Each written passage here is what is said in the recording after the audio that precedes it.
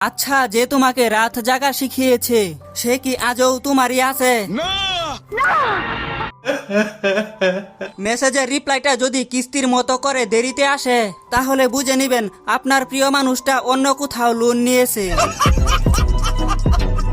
বেতন পেয়ে পরিবারের জন্য সবটা খরচ করে খালি পকেটে পথ চলা মানুষগুলোর নামই হলো মধ্যবিত্ত। নিঃসন্দেহে তুই ঠিক কথা বলেছিস। ফেসবুকে আমার ছবি দেখে ইমপ্রেস হবার কিছুই নেই। বাড়িতে আমার 2 চালা টিনের ঘর। কিছু মানুষ এত আলসা যে এদের ক্ষুধা লাগলেও এরা খায় না, শুধুমাত্র উঠে গিয়ে খেতে হবে বলে। আমিও আইন বিষয় নিয়ে পড়তে পারতাম, কিন্তু তর্কে লাগলে মুখ ফসকে গালি বের হয়ে যায়। এটা হইলো বেটা, হইলো এটা কোথাও যাওয়ার আগে জামা কাপড় নাই বলা আমি।